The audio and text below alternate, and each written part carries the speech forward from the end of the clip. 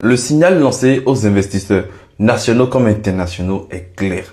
Le profil des ministres en charge de l'économie et de la finance, on en parle. Écoutez. Technocrate confirmé, haut fonctionnaire chevronné, ancien directeur général de l'économie, Aristide Médénou a piloté la planification macroéconomique et les grandes réformes du Bénin. Formé en Afrique et aux États-Unis, il allie expertise, statistiques et vision stratégique. Sa mission est de coordonner la politique économique nationale, garantir la stabilité macroéconomique et conduire les grandes orientations financières du pays. Rodrigue Sewenan Chaou, ministre délégué au budget et à la fonction publique.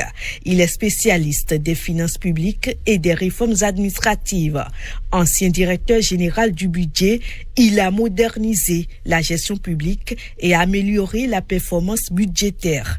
Il hérite désormais du budget de l'État et de la réforme de la fonction publique. Deux leviers clés pour rendre l'administration plus efficace. Nicolas Yenoussi, ministre délégué chargé des finances et de la microfinance, est expert de la fiscalité et du recouvrement. Ancien directeur général des impôts, il a modernisé le système fiscal béninois en digitalisant les procédures et en renforçant la collecte et avec pour objectif de consolider les réformes et d'augmenter les ressources propres de l'État. Hugues Lokossou, ministre délégué à la mobilisation des ressources extérieures, économiste du développement, il connaît les rouages des financements internationaux. Il a travaillé sur les partenariats avec les bailleurs et la structuration de l'aide extérieure. Sa mission, renforcer les financements extérieurs et soutenir la stratégie de développement du Bénin.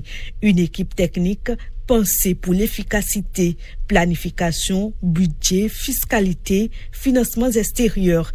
4 profils complémentaires pour une seule ambition, renforcer la performance économique et optimiser la mobilisation des ressources de l'État. Que des technocrates qui ont de l'expérience. Si on avait la magie de faire un bond de 7 ans là, j'allais faire un bond de 7 ans pour voir ce que le Bénin allait devenir. Mais bon, on n'a pas cette magie. Ce qui est bien, on verra ensemble comment le Bénin va évoluer dans les 7 prochaines années. Le signal est clair, le Bénin poursuit sa route. Le Bénin poursuit son développement.